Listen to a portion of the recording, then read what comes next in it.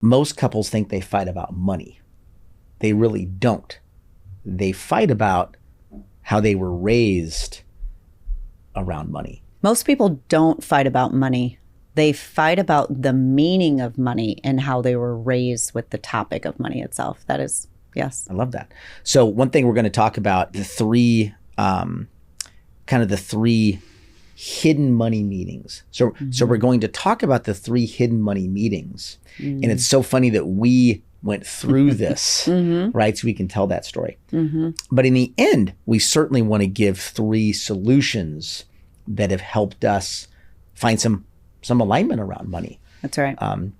In both times where we didn't have any damn money, and now when we've been blessed to to make some money and now make some better decisions around it. That's right. Money, money, money. I shouldn't sing. I love that.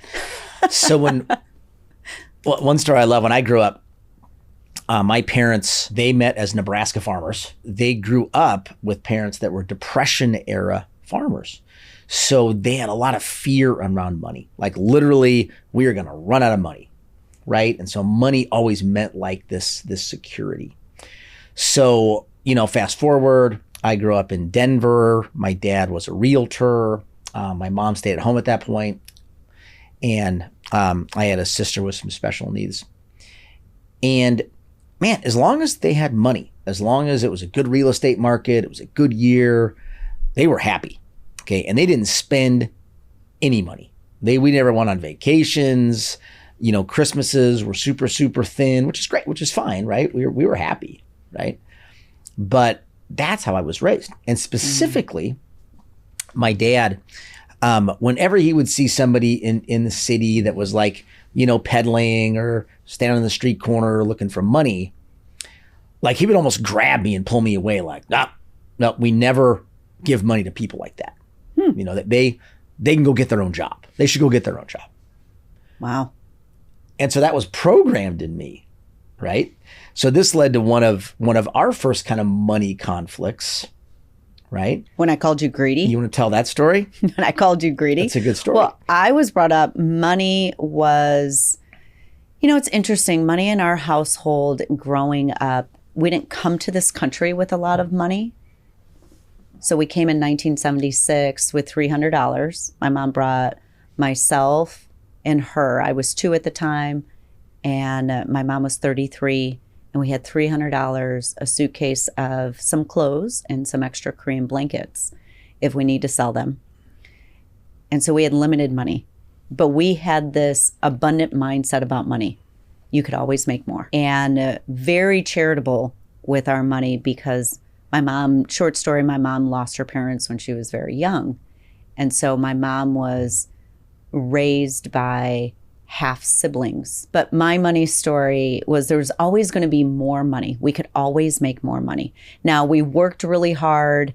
My mom had a business, then we had a side hustle. We always made extra money, but we then went to church and we were taught to tithe on a weekly basis, to give the money away, because the more we gave away, the more would boomerang back to us. That's how I was raised with money. And we gave a lot of money to church. And we gave a lot of money to people on the street. And it was this, we can't control how they spent the money, right, but we could give it. So very different kind of money stories. And what's interesting is Morgan Housel in his book, Psychology of Money, really talks about how there is a difference in a spender versus a saver, and the stories of money, the meaning of money in their households, right? And why one does one thing and someone else does another. But let's go back to the story where I called you greedy. Oh man, do you remember this, babe? Well, yeah, so it was maybe the second year of our marriage. We started our marriage, had both gotten divorced. We were in about $80,000 in debt. We actually had to liquidate like an old 401k to buy our home, just to put the down payment money on this home that we needed to raise our, the 4 kids that were still in the home, right? And so maybe the second or third year in our marriage. I want to say it was like third year. Yeah. And we were making a little more money. And you were always so charitable. And again, I always make a joke. whenever we're on stage that like literally if this was just a Tammy speech, everybody would have like a $50 gift bag right now, right? She spends money, but she doesn't spend it on herself. She generally spends it on others and is very generous. Like I was the opposite. Like I'm a saver. I save money. Okay. Oh, wait a second. You're pretty good at spending it. Let's not pretend that Bernie does not spend any money here. I spend a little bit of money. He has quite a few of his own things. He spends it on something different, but he is certainly more calculated on where you spend your money. And you know exactly where all your money is, which I am super grateful for, by the way, because we have a beautiful life because you account for the money. So anyway, Tammy is mapping out all these places we're giving away money. And so we go through an annual marriage retreat. It's changed our life. We'll podcast on that at some point. And she wants to give away like $50,000. Like I forget what the number was. It was like $50,000. And I am like flushed. I'm like the color of this shirt. I am like visibly distraught. Okay, we are certainly blessed after feeling like we lost it all, rebuilding it all, now doing well. And again, I was raised when you do well, you should give away more because it's not really ours to begin with. We made it, but we can't take it with us. We were in this, I wanted to give, and I want to give $75,000 away for the year. And that's annually over different causes. We all have causes that we believe in. And what did you say, babe? Do you remember? And then later on, I'm like, you know what? You're greedy. That was unfair. Was it? And I don't think we should label each other like that. I don't think that's not what Tammy and I teach. But guess what? The reality of marriage is that stuff happens sometimes. Right? So I was upset. Obviously she was upset.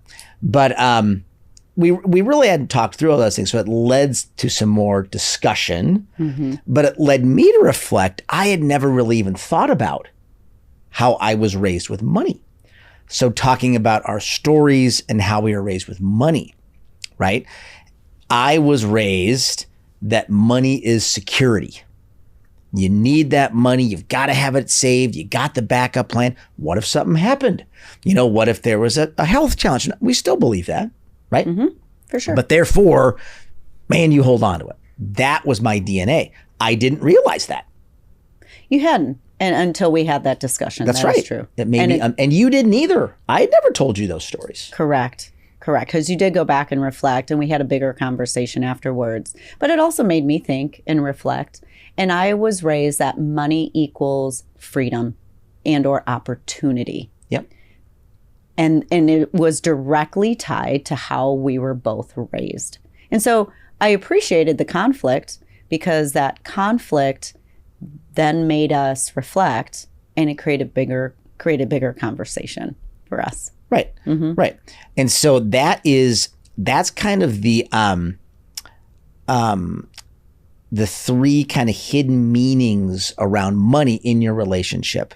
Okay. One of them, security. That was my story. Okay.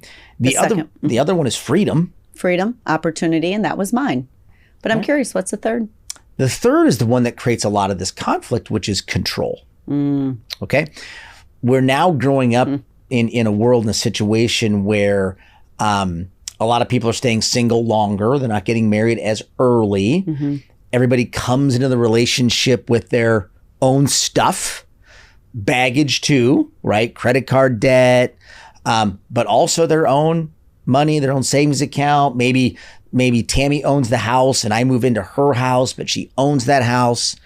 Is that hers, mine, or ours? You know what you also come in with? You come in with years of memory and kind of that groove of doing things your own way. That's what you also come in with as well into that relationship. Of course. Right? You've done it your way for so long. You've had control. And not that you're trying to be controlling of the other person, but you've had control. So it can be very vulnerable to relinquish control. But you do have to, that is the third meaning. And the mismeaning, we should call it, right? The right. third mismeaning. Now it's still, you have two couples, a lot of double income households. I think that there's a reality Right. there. And one just, I mean, how many couples do you know that make the same amount of money, exactly dollar to dollar? It's usually that is not the case. Usually there's a primary breadwinner and then there's a second income. But even, gosh, even the way I just said that, it doesn't even sound right. I just said primary breadwinner. And it seems like it diminishes Sometimes the wife's second income. sometimes the wife's an attorney and the husband's a teacher. Both super important, Both valuable. but different income levels. Correct. And that can lead to money, I don't want to call it disagreements, but an unworthiness. It can feel like you're not as worthy because you don't have the same dollar contribution in a household. And if you're not having these conversations, I think that's really tough too, babe. If you're not having these conversations out loud, what is the meaning of money? What does it mean to you? Then for me, and the reason why it equaled adventure and opportunity and freedom for me is because I don't know how long we're going to be around. And I wanted to go spend the money on these experiences. I wanted to go, make other people happy. And I need you. I need you to save money for us, which you've been incredible at doing. Because when things happen, we need the financial resources in order to protect us. Right. So Right. so how do we compromise on like how did we solve this? Right? So kind of that concept of when we budget, and we'll talk about that, but we save 20% is kind of what we came up with through some coaching. We save 20% of our take-home pay in a month. Regardless of how much our take-home pay is. I think that is very important if you have variable income. If you have consistent income, you can do that analysis every year.